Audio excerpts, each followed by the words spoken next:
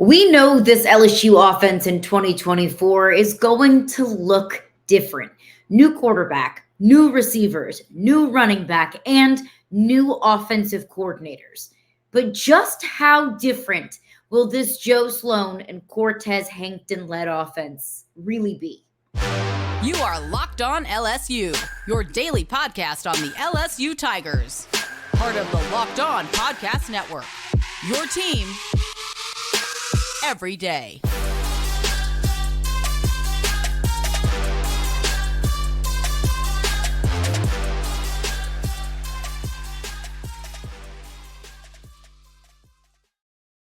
What's up, y'all? Welcome into Locked On LSU. Thank you for making us your first listen every single day. We are free and available wherever you get your podcast, which means you can find it on your preferred podcast platform, and you can also watch the podcast on YouTube. Like, rate, review, subscribe, comment, all of that great stuff. Always appreciate you for being here and always appreciate you for engaging with the podcast. And of course, we're part of the Locked On Network, your team every single day. So we heard from Joe Sloan, new LSU co-offensive coordinator. And I do think it's going to be interesting. This is something that I talked about going back to when it was announced that Joe Sloan and Cortez Hankton will be splitting offensive coordinator duties.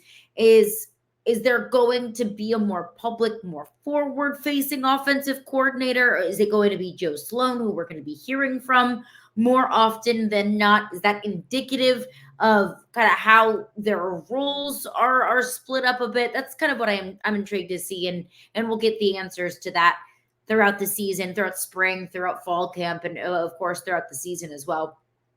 But what we do know is that this LSU offense is going to look different. Why do we know that?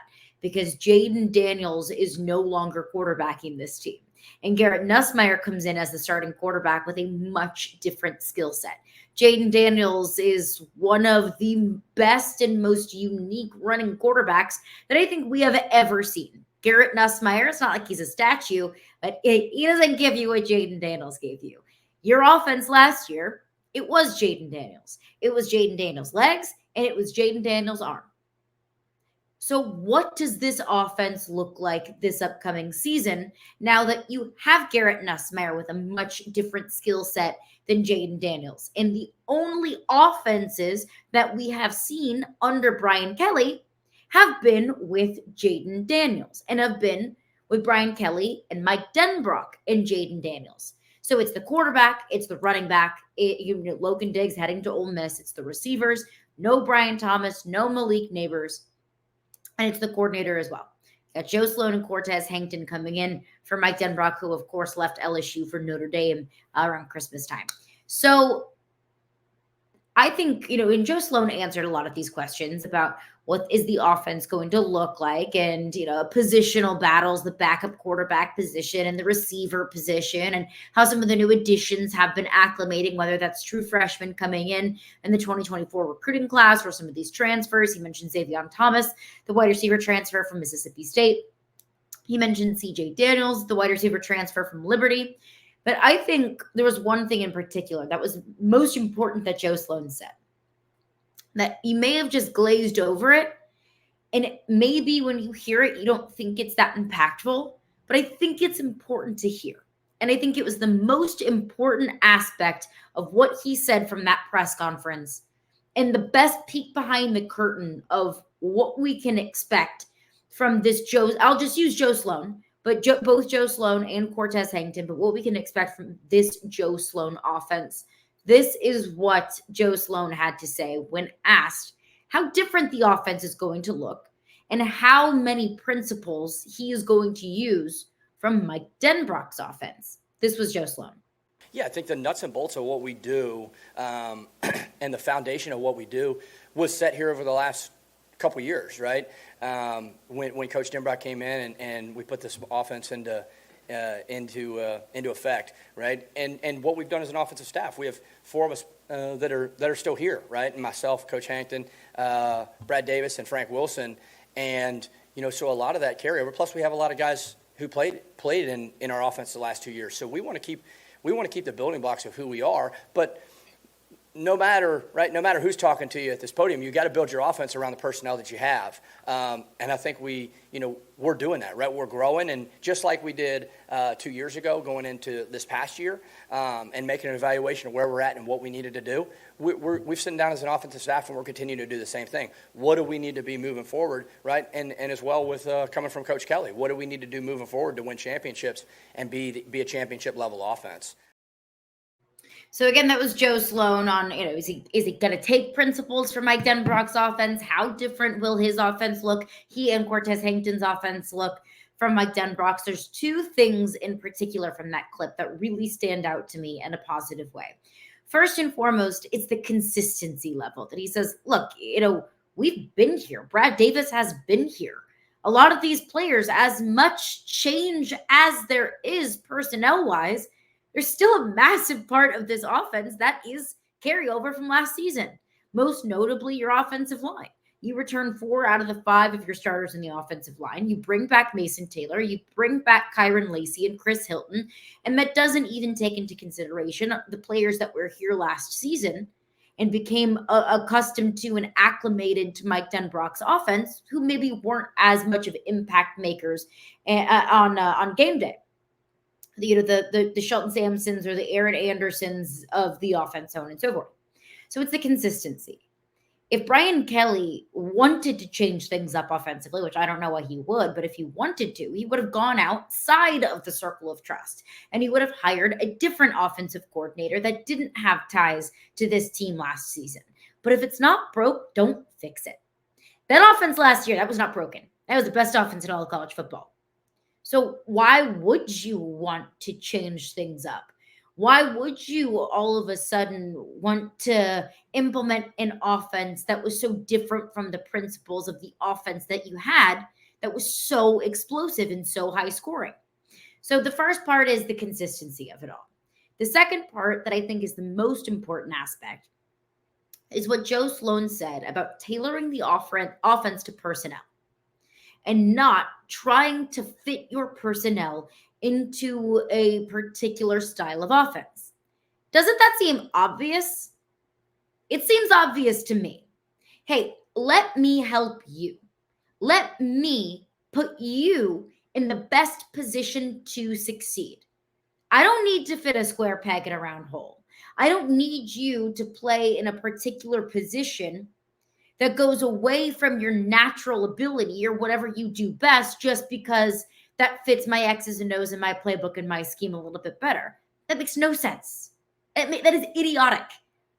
So hearing that from Joe Sloan of, look, yeah, we're going to carry over the principles, but we got a quarterback that does completely different things from our other quarterback. Our run game is going to look significantly different because we don't have a running quarterback who is responsible for a majority of our run game.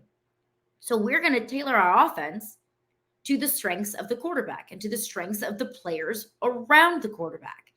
It makes sense. It seems obvious, but you would be shocked at the number of coaches at this level, at the NFL, anywhere, that have tried and failed to do the other way, to go the opposite way. Look at Zach Arnett at Mississippi State. Zach Arnett was named the head coach at Mississippi State and inherited Mike Leach's roster.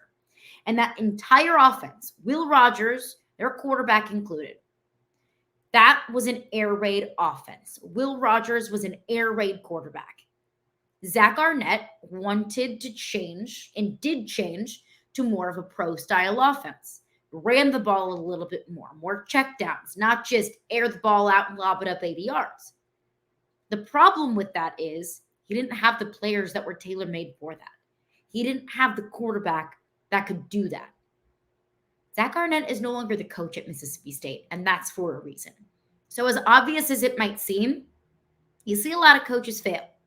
So to hear from Joe Sloan, from his mouth, and not just my assumption that they're going to tailor the offense to the personnel and not vice versa, hearing his understanding of that, and basically his promise talking to you and to me and to all LSU fans of, look, it's going to look different, but we're going to take as much as we can of a foundation, and then we're going to go from there, and we'll let our roster decide what our offense looks like. That's important to hear. That's a big That's not just something that I think I can overlook. That's a big thing to me. And I think that's important. And I think that should be encouraging to you as an LSU fan. All right, coming up next. I mentioned how different this offense is going to look. Obviously, with the new quarterback, Garrett Nussmeier comes in. He has a different skill set than Jayden Daniels. But Jayden Daniels was responsible for over half of your, like 70, 80% of the offense. How do you replace that? We'll get into that coming up next, what Joe Sloan had to say and what I think is going to be a much bigger part of this Garrett Nussmeier offense than it was the Jayden Daniels offense in 2023. And we'll get into that coming up next after just a few words from our sponsors. All right, I want to tell you about Robinhood. Did you know that even if you have a 401k for retirement, you can still have an IRA? Robinhood has the only IRA that gives you a 3% boost on every dollar you contribute when you subscribe to Robinhood Gold. But get this, now through April 30th, Robinhood is even boosting every single dollar that you transfer in from other retirement accounts with a 3% match. That's right, no cap on the 3% match. Robinhood Gold gets you the most for your retirement thanks to their IRA with a 3% match. This offer is good through April 30th. Get started at robinhood.com/boost. That's robinhood.com/boost. Subscription fees apply. And now for some legal info. Claim as of Q1 2024, validated by Radius Global Market Research.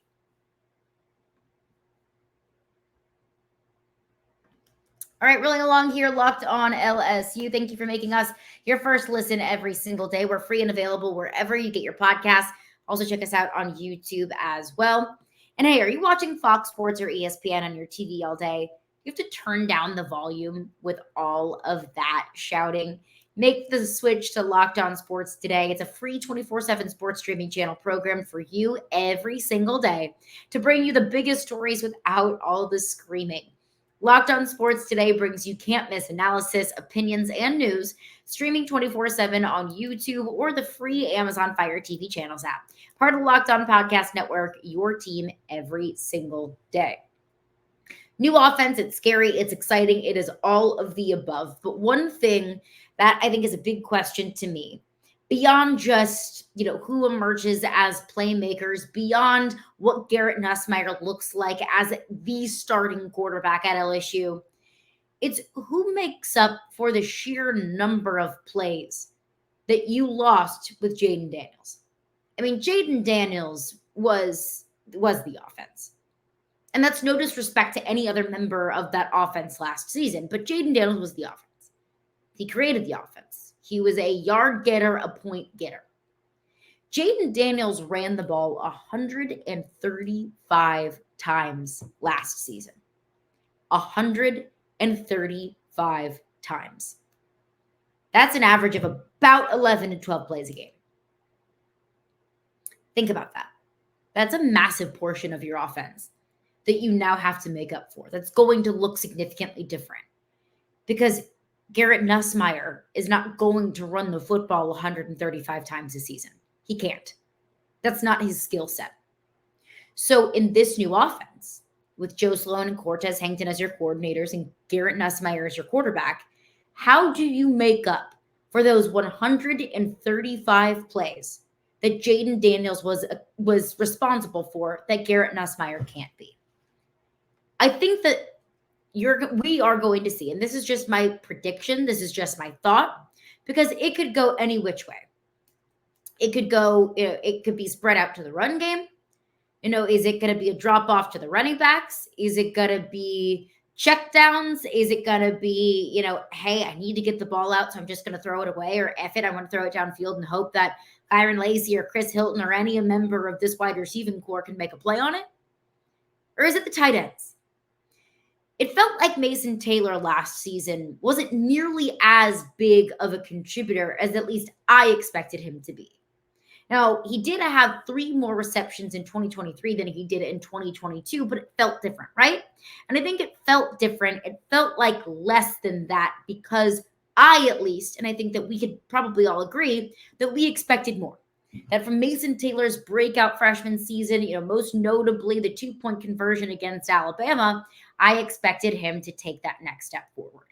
And there were several reasons that didn't happen. One, it was the injury that kind of set him back. And two, didn't really need to make a lot of plays with the tight end because you're making a lot of plays with your quarterback and your receivers.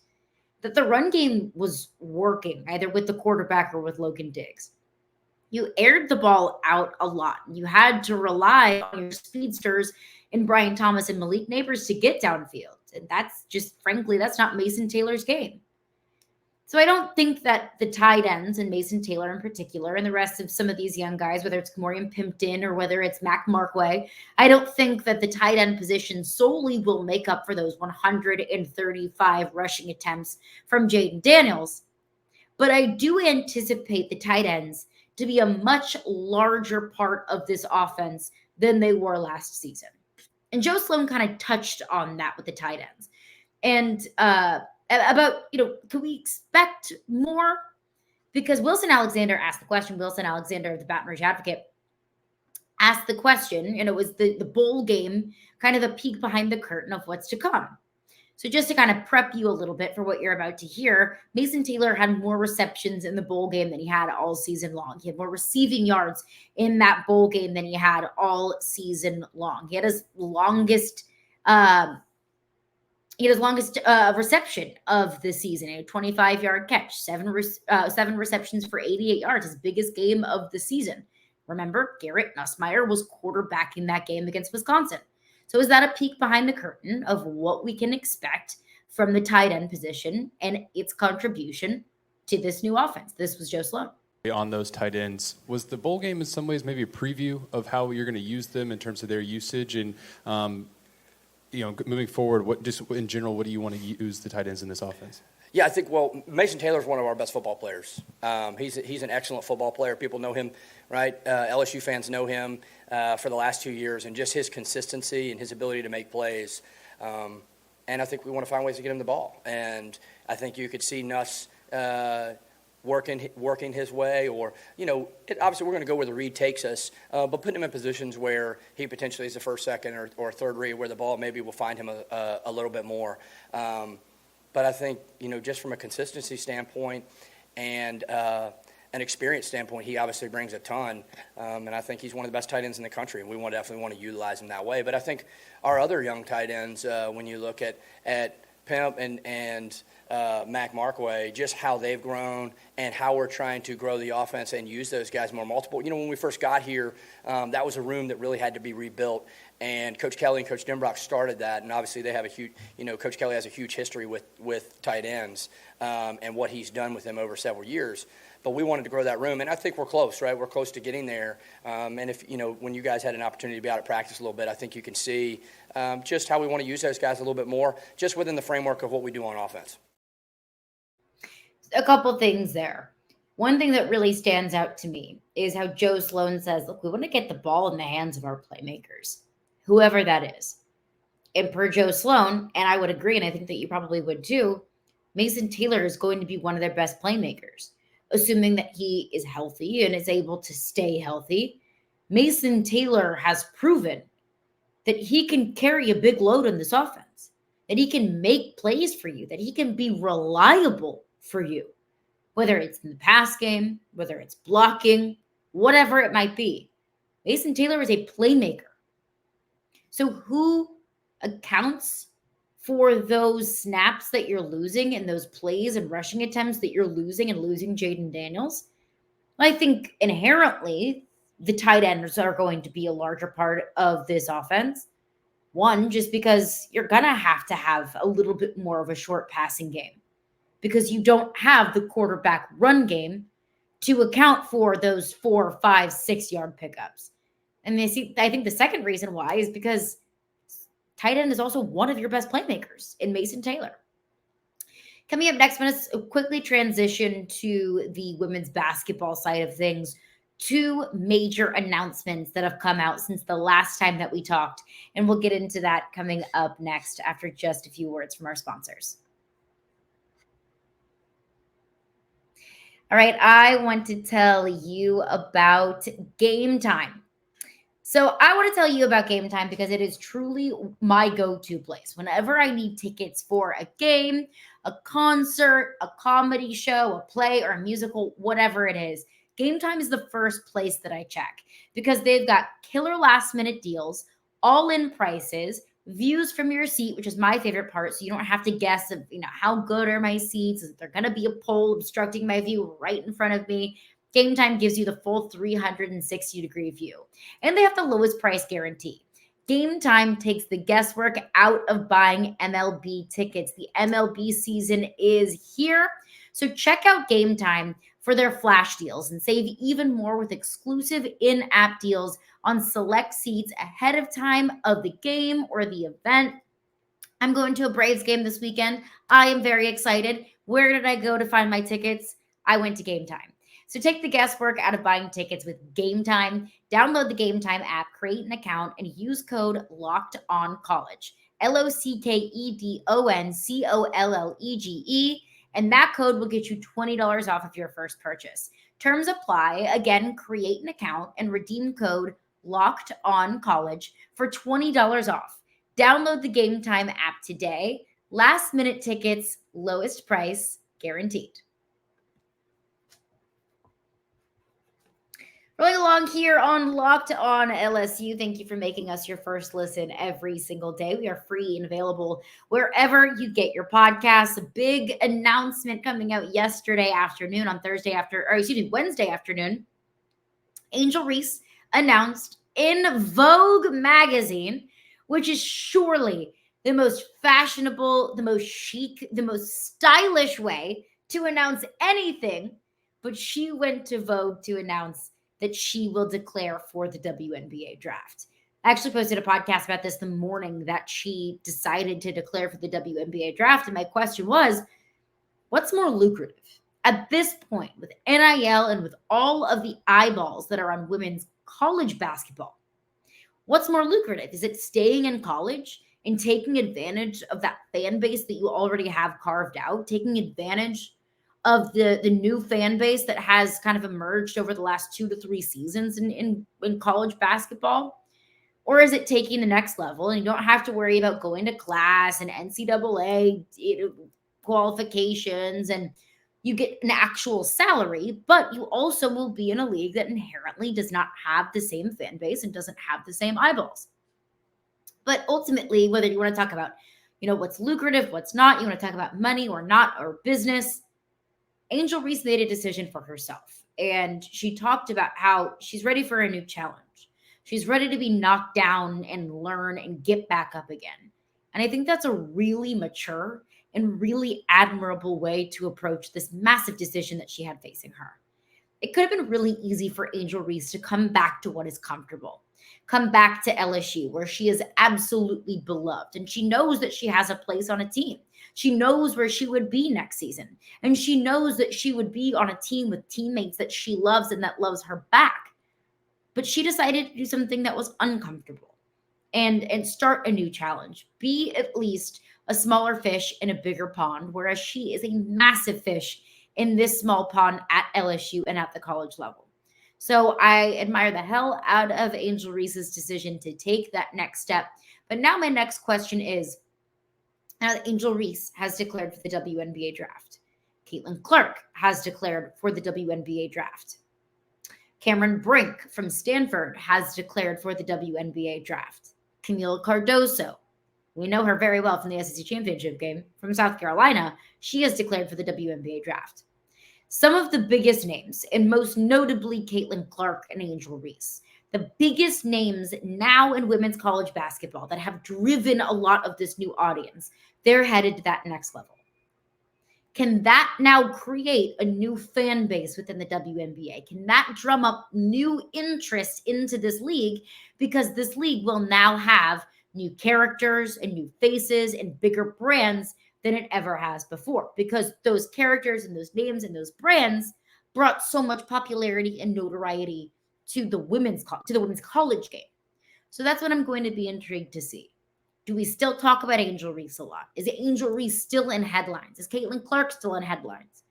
even when they don't have those letters across their chests, even when they are not at the college level. That's what I'm intrigued to see. Could this be a breakthrough in popularity for the WNBA? That's what I'm excited to see. I also mentioned I had a couple different tidbits of news. This was coming out on Thursday afternoon. Hailey Van Lith has decided to enter the transfer portal. Honestly, I can't say that I'm surprised. This year, I think, was really hard on Hailey Van Lith. She was the go-to girl at Louisville. She was the point scorer. She always had the ball in her hands. She could just go out there, just score. Just ball, net, boom, score. And she was the girl. Like, she was the face of the program. She comes to LSU, and she's now, what? Maybe 5th? Maybe 6th in line? Because she came into a team with Angel Reese, who's a star, Flau'jae Johnson, who's a star, Anissa Morrow became a star, Kayla Williams, who became a star. She wasn't the go-to girl anymore. And that's hard. She was also asked to play a new position, to be point guard at LSU. Frankly, that's just not her natural position. And I have to put the blame on Kim Mulkey for that, because that was her position to put her in that role. It was her decision to put her in a position that just felt unnatural. And it really felt unnatural from the beginning. I think Hailey Van Lith came to LSU because she wanted to build a super team. She wanted to win a ring. And it was just a lot harder than she probably anticipated.